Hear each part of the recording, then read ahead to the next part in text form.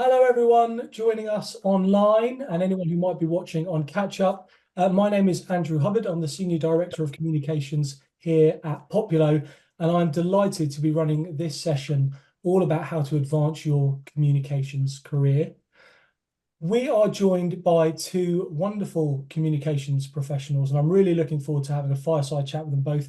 Wouldn't be a fireside chat if I didn't have a cup of tea, which I have here. And while our colleagues here introduce themselves, I will have a sip of this. Firstly, we've got Nicole Bearne, former head of internal communications at Mercedes-AMG Petronas Formula One team, and now founder of Comms Exchange. And we've got Paul Diggins, head of communications at Santander. How are you both? Very good, thanks, mate. Good to see you again. Good to Good, see thank you. Great. Thanks for joining us, Nicole. Listen, I'm not going to steal your thunder. I think it'd be great if you guys just did a brief introduction to yourselves first. So, Nicole, welcome to the chat. Tell us a bit about yourself. Thank you. Yep. So as you mentioned, I'm Nicole Bearne, and I am the founder of the Comms Exchange, which is an internal communications and employee experience consultancy. I focus in my work on supporting organisations to build happy, high-performing teams through great internal communications and employee experience strategies. I come out of a 25-year career in Formula One motorsport.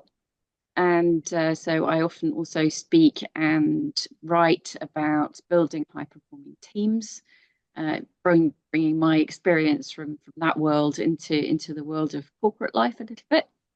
And I'm also, in my spare time, very keen sort of mentor for people who are looking to take their first steps in a motorsport career as well.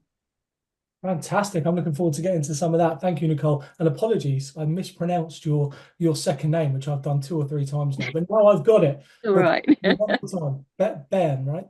Bearne. Yeah, it's not a usual name. Still got it wrong. I was close. I'm going to get it right from now on. Okay, fantastic. Paul, give us an introduction to yourself, sir.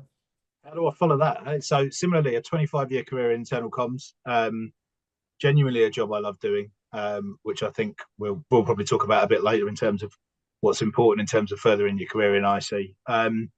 Unfortunately, can't attest to having worked anywhere as exciting or as fascinating to me personally as Nicole, but worked in a number of sectors and organisations, telcos, engineering, scientific publishing, financial services, and insurance. So you find me today at Santander, where I've been for the last 3.5 years. Fantastic.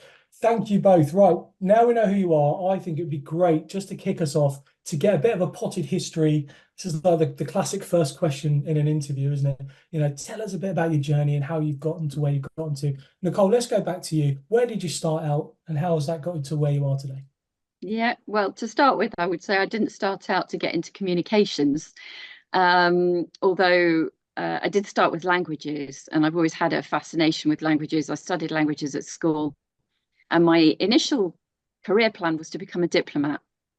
So I went to university, I studied Russian with international relations, and my first job straight out of university was working at the British Embassy in Moscow. Where I spent a couple of years and then moved across to manage the British Council's Moscow office for a couple of years as well. And I think at that time, I really then started to understand the importance of communication, because I think when you're in a diplomatic role, you have to rely on great communication in order to do your work, to resolve conflicts, to build relationships. And that's where I think the communication side of things started to build for me. I moved back to the UK. I spent a couple of years working in commodities trading, rather bizarrely, mainly for Russian companies. And then from there, at the end of 2007, I got made redundant and scouted around, was looking for another job and stumbled across an advert for a PA role to the team principal of a brand new Formula One team that was being set up. Applied for that role, got it, and that was what kicked off my Formula One journey, as it were. And then over 25 years, I then had various different roles in Formula One. I started off as a PA. I moved into communications, having really identified that we needed to beef up our communications function within the team. I then had my son, so moved back into a more operational factory-based role as opposed to kind of traveling around the world. Did some IT and finance function work for a few years, and then became executive assistant to the team principal again when a gentleman called Ross Braun joined the team. So I was his EA for 6 years. And then in 2014, I sort of consolidated all of the experience that I'd had working across the team in all my various functions and all the work that I've been doing, both sort of looking after internal communications, because we didn't have a function to do that in those days. I was also doing employee events. I was looking after charity work, community relations, a bit of fan mail, all that stuff, consolidated all of that into creating the internal communications department, as it were. And that's what I then did for 10 years until I left last year to set up the Comms Exchange. That's fascinating. I'm going to come back to some of this. I made a few notes as we were going through there. I think there's going to be some parallels because, Paul, I don't think you set out to have a communications career to start out with, right? Yeah, however, I've neither been a diplomat nor a commodities trainer or had the opportunity of working for Formula One team. No, so I originally wanted to be a pilot. That bit the dust quite early because I failed my physics O level, and so I ended up working in a bank when I'd finished up in the sixth form at school. I spent 10 years working in branches, and I think whilst that taught me a lot in terms of work experience and how things work and sort of the workplace, I was clear it wasn't what I wanted to do. I just didn't really know what I wanted to do.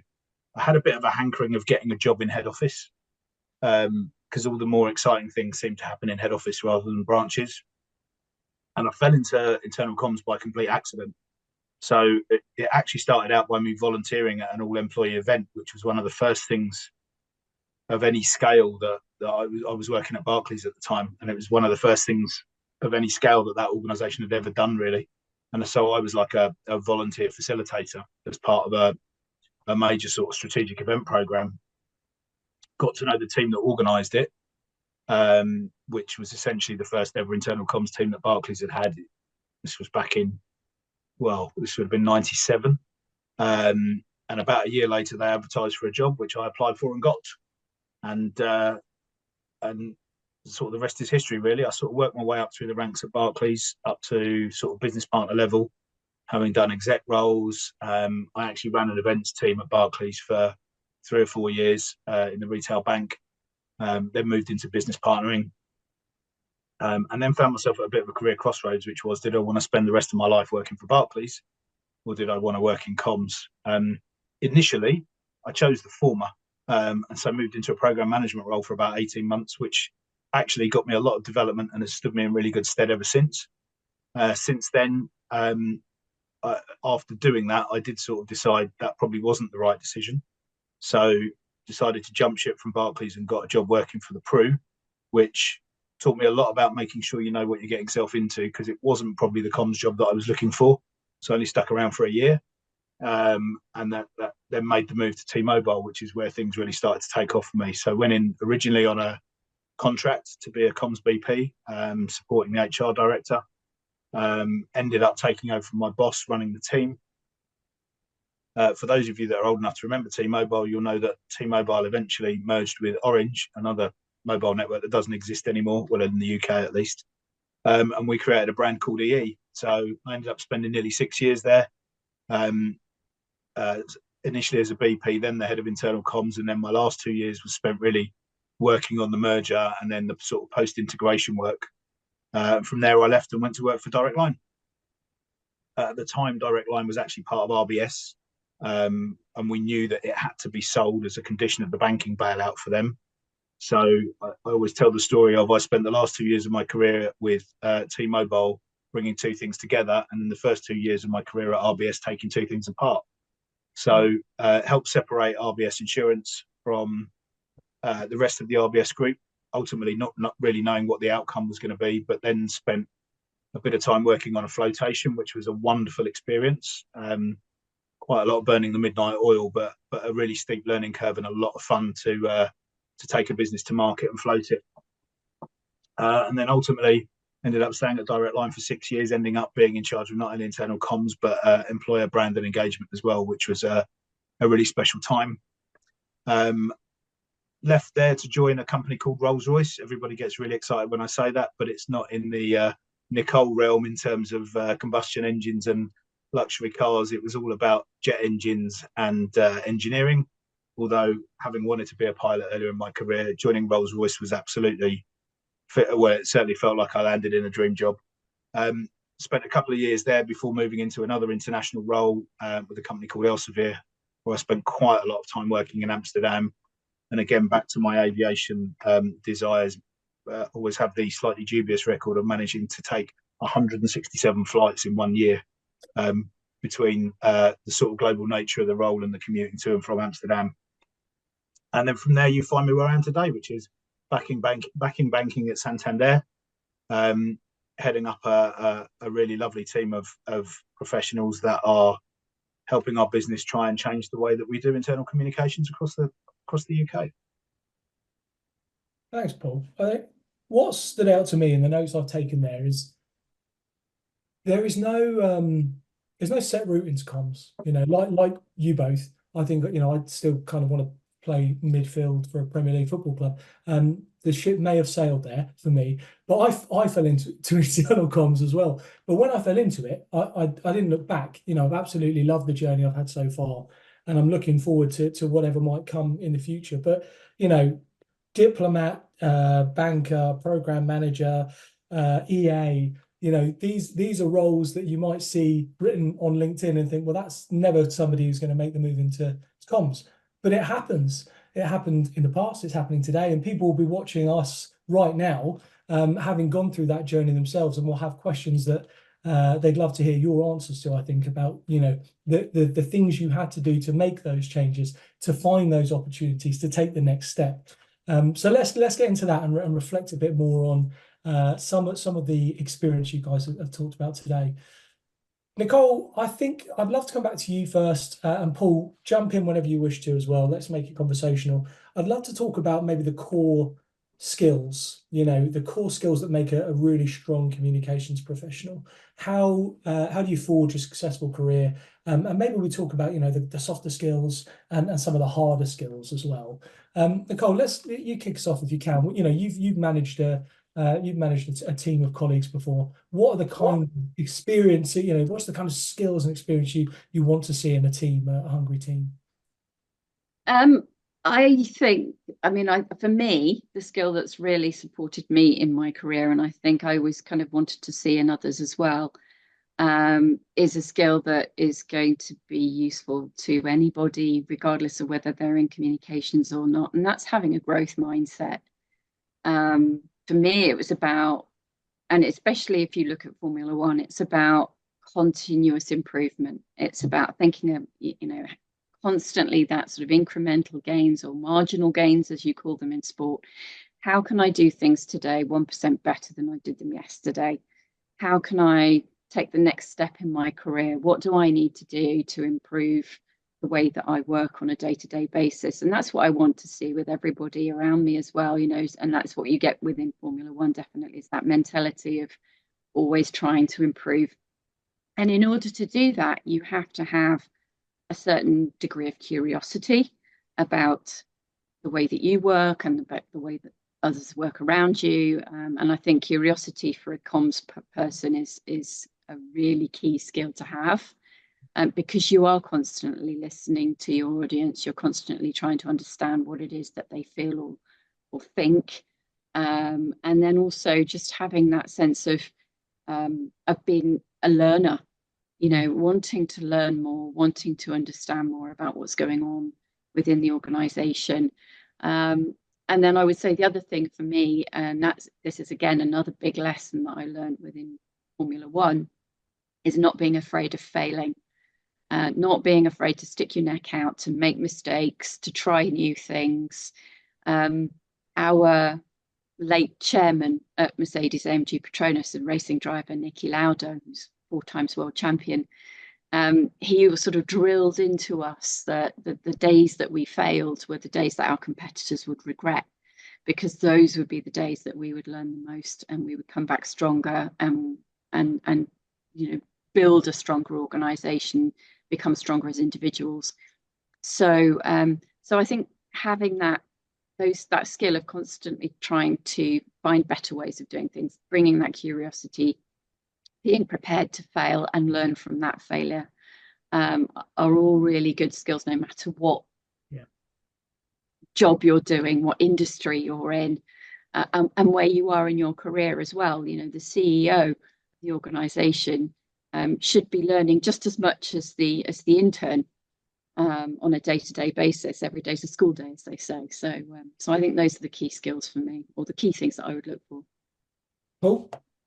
Well, I'm gonna build on the making mistakes thing, which is, I think is I'm going to use the word resilience, because my God, have I made some mistakes over the years. But I think one of the things that I've learned, and whether that's because I've been lucky enough to work with great people that have given me the space and I'm not going to say the opportunity to make mistakes, but definitely the support to deal with making mistakes, is, resilience is a really core skill of any good communicator, because we're always going to hit up against stuff. We're going to hit up against unforeseen things. We're going to hit up against challenges. We're going to hit up against just, it doesn't matter how well you plan, something's going to come out of the woodwork. And what I've always said to my teams is, it doesn't matter that things go wrong. What defines you is how you deal with what goes wrong. Yeah. And that's back to Nicole's point, which is, how do you fix it? How do you respond? How do you pivot? What can you do? And so when I start to think about some of the other skills I look for is, I look for somebody that's got bags of common sense, that can see the forest for the trees, that doesn't fixate on the detail, because our job is all about joining dots, and if you can only see one dot and you can't see the full picture, you're never going to help anybody else get the full picture. And then linked to that is two really, really key skills, which is facilitation and stakeholder management. How you can bridge the gap between your customers, as in your internal customers and your stakeholders, and your suppliers potentially, or your internal partners that you're working with, and then the people that ultimately, as internal communicators, we all represent, which is the audience. Back to that joining the dots thing, that's at the heart of what we do, which is we try and keep the thread consistent throughout, but we have to walk that tightrope that thread becomes between what somebody at this end wants and what's actually going to be useful to the end user to get to the right outcome.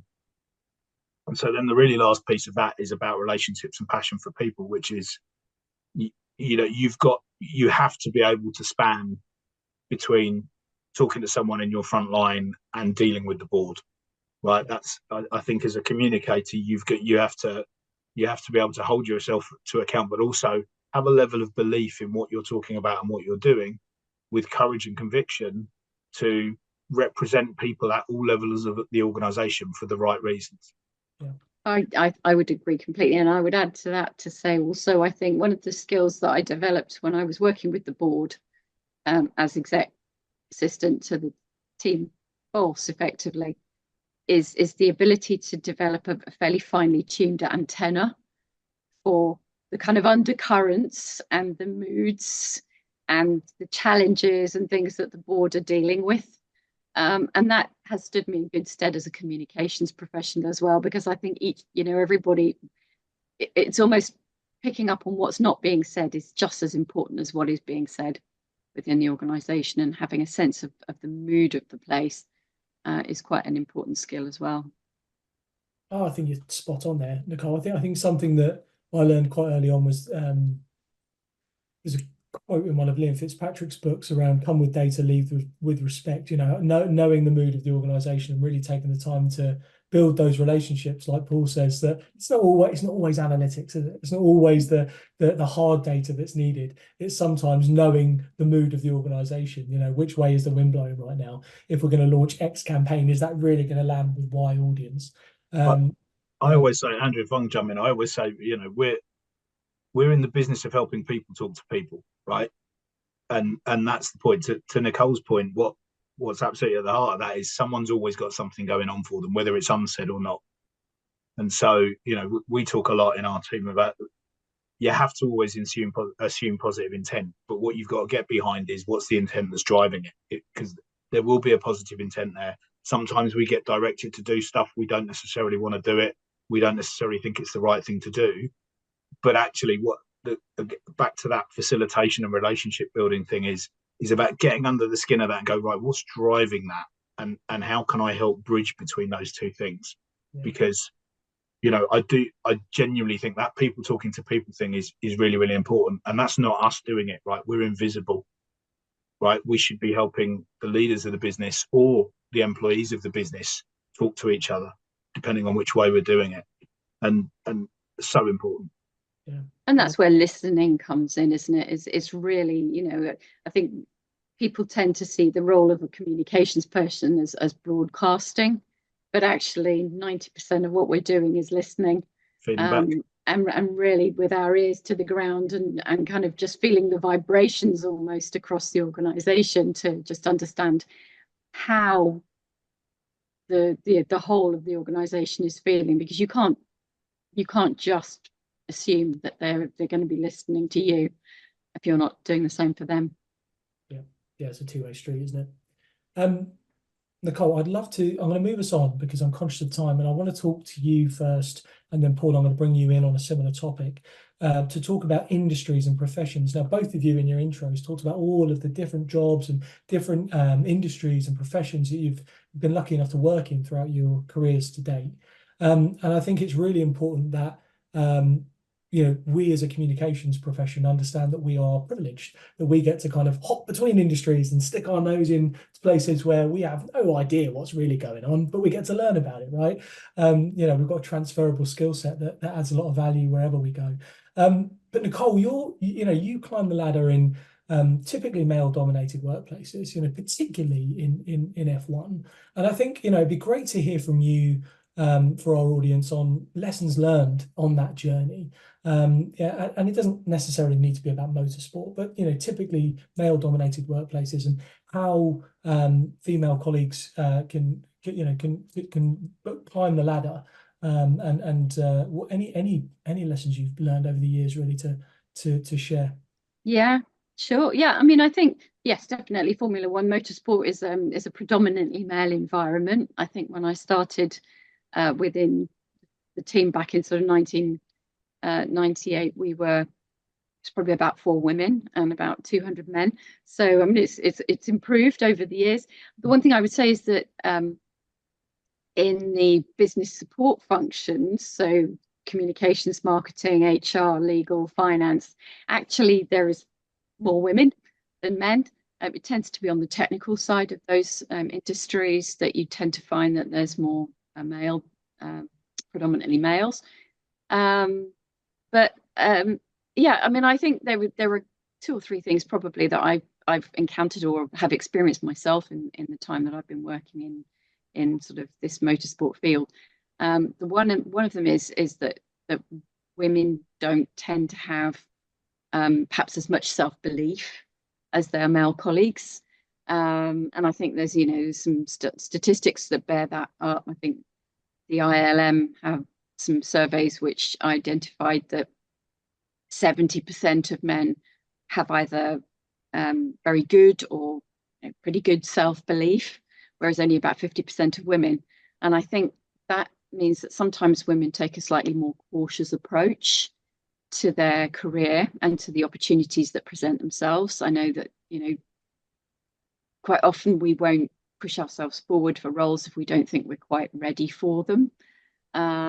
So that may impact on the way that we approach our careers. We also tend to, as women, take on a little bit more of the responsibilities around the home, and that takes up bandwidth, it takes up time, mental capacity, sometimes emotional capacity if you've got caring responsibilities. So those things tend to consolidate into perhaps women not making the same progression within their careers as their male counterparts.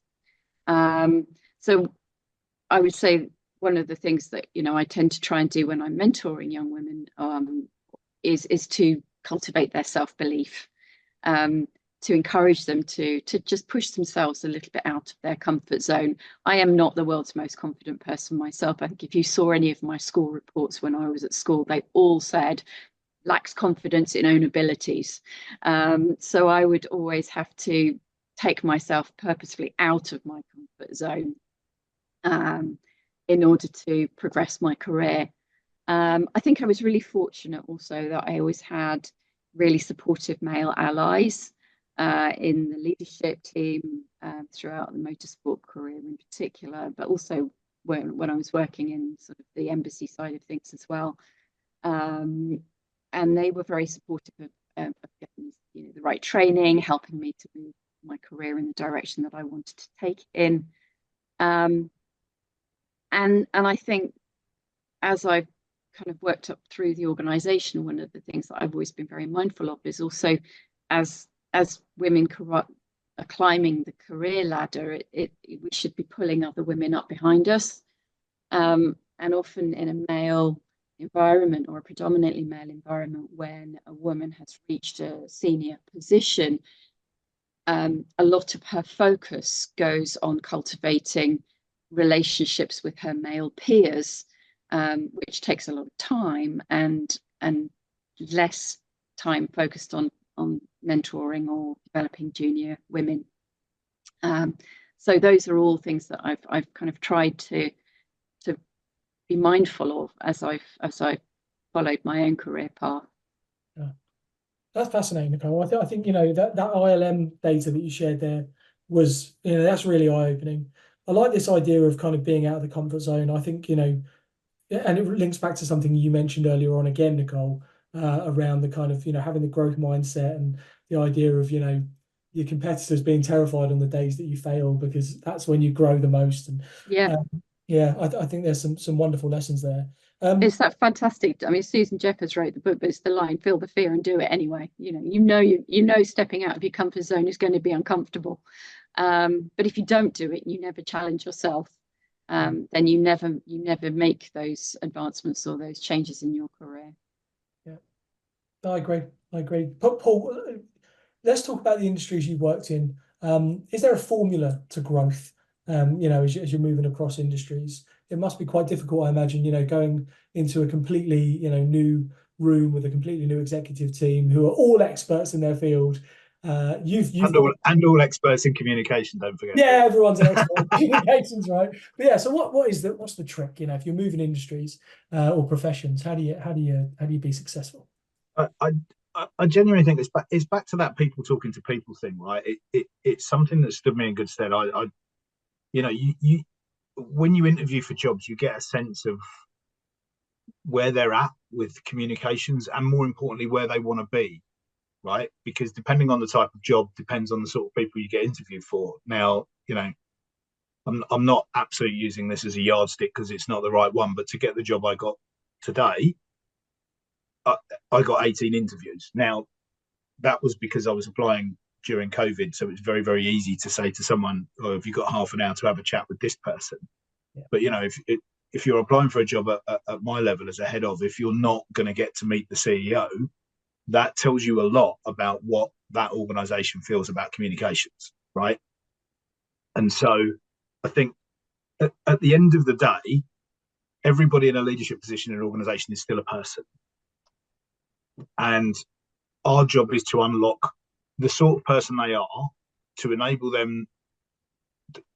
us to leverage them in the right way to do the things that we need them to do on behalf of the business. So that's about bringing together ultimately people, strategy, performance, and then the way that you do things in your organization. And if you can demonstrate the connectivity of that to people, because business people at the end of the day are business people, so they're always going to want to know, is it going to make the boat go faster, right? If you're arguing for a budget, if you're trying to build the capability in your team, if you want to take additional resources on, there's a mixture of, you have to go in with a level of understanding and experience so that you're viewed with a level of authority in terms of what you're there speaking about. But at the same time, you've got to come at it from their side of things, which is, what are they most worried about? What are the things that they need to fix, and how can you help them? And I think if you can bridge those two things, you can meet these leadership teams as peers, right? Because let's be honest, we're never peers, right? We might be once removed, we might be even further removed from that, but if you can meet them as peers because you can speak their language and you can help them bridge between the things that they might not understand, it gets you really, really far, really, really quickly. But also just finding personal common ground. I remember many, many years ago, a CEO that I had to work with in Barclays that was a banking grande, as they used to say back in the day, right? But had basically relocated to the UK and was fundamentally quite lonely and just liked to go for a chat every now and again. And the fact that I was willing to just sit and chew the fat with him for half an hour did so much in my relationship for him in terms of getting me the permission to have the challenging conversations, to get the time with him to be able to get things done. It's transformational, right? Because at the end of the day, they're all just human beings. Yeah, that's how you build trust, isn't it? Just taking that time on a personal level to have a conversation and find some common ground. And I know, I've worked with stakeholders where you have no common ground. You're from very different planets, very different interests. But actually, there is an element of common ground in the fact that you both you're playing for the same team. Yeah. Sometimes that's enough, isn't it, to build a relationship and exactly what you say, Paul. People talking to people, getting the right results for the business and that stakeholder. Let's move to the practical advice portion of the conversation then, guys. All right. So we're gonna sweat you now, right? I want to ask both of you about practical tips for practitioners. Now, we might have people watching who are completely new to the profession, people who are moving from a manager role to a senior role, people looking to get their first head of or director role, whatever it might be. But what practical tips can you offer those professionals at any level that are looking to climb the ladder, to make that next step? Now, rather than me bully each of you and point at each one of you, I'm going to say, who wants to tackle this one first? I'll go first, but I'm going to nick an answer that Nicole gave earlier, which is when she was articulating the difference between men and women, is be brave, right? Take the leap and trust that if it goes wrong, someone's got your back, right? I've got to where I am today by many, many people taking punts on me, right? And I try and do that for other people wherever I can, because you have to trust in the fact that if somebody's willing to push themselves outside of their comfort zone, like Nicole just said, that they're doing it for the right reasons. So it's not recklessness and it's not abandon. It's actually about trying to push themselves to be better. And I think it's incumbent on us as leaders to absolutely support them to get that growth. I always talk about giving people enough rope to hang themselves, but making sure they never break their neck. Yeah, I completely agree with that. I think also the thing that I found personally has really supported me is in the areas where I've not felt confident, and this goes back to my lack of confidence or lack of self-belief or whatever else that I've come up against when I've needed to kind of take that leap, or when I've wanted to take that leap. I've looked to see how I can, what skills I might feel like I'm lacking. And then try to build those skills before taking the leap a little bit. So just as a sort of an anecdotal example, for example, when I saw the job advert for the first ever role that I took in Formula One as PA to the chief executive, it said in the job ad, shorthand essential. Now, for anybody who doesn't remember shorthand, it's basically a system of writing where symbols are substituted for words, and you have to learn this, and you have to be able to get really fast. It's a speed writing system. I did not have shorthand, and I saw this advert and I thought, this is my dream job. I'm not going to let something as small as shorthand get in my way. So I applied for the job, and then I immediately booked myself on an intensive shorthand course. In the off chance that maybe I'd get an interview, and when I did get the interview, I could sit in the interview and say, yeah, I can do shorthand. Now, I didn't want to be in a situation where I'd be going into an interview and think, oh my God, I may not get this job because I don't have shorthand. And I've done that time and time again across my career. When I wanted to move into communications, I went and did the IPR's public relations degree diploma. When I wanted to specialize in internal comms, I went and did the CIPR internal comms diploma. When I was moving my career more towards the organizational behavior and organizational culture elements of employee experience, I went and did a master's degree in organizational behavior, where I've identified gaps in my personal experience or my personal skill set.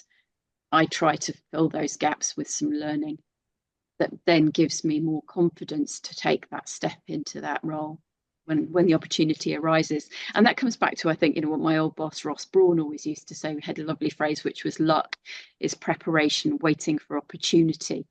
And we look at people who've got these great jobs, whatever it is that they're doing, and we think, oh, they're really lucky, but actually they were prepared to take the opportunity when it arose, and that's where they got to, how they've got to where they are. That's a great quote, great anecdote as well. My follow-up question is, did you ever need the shorthand? Oh yeah. I still use it. I still use it occasionally in meetings. It's so much quicker. Yeah, I learned shorthand, and then I think over the course of 2 years, completely forgot it. I think I still write that way though. Yeah, you do. T-line. Oh, good times. This is great. So I think I'm going to summarize here. I love what you guys have said here. Tell me if I've missed anything. I want to make sure I do you both justice. Be self-aware, find the gaps and fill them, keep learning, take the leap, build the network, and learn shorthand, apparently. Yeah, absolutely. Essential skill. Surely that's got to be AI now, right? Learn AI. Yes. I think you're spot on. I think T-line has been swiftly gazumped by AI. Listen, I just want to thank you both so much for taking the time to join us today. Hopefully the audience has got a pad full of notes as I have here, not in shorthand. Sorry, Nicole.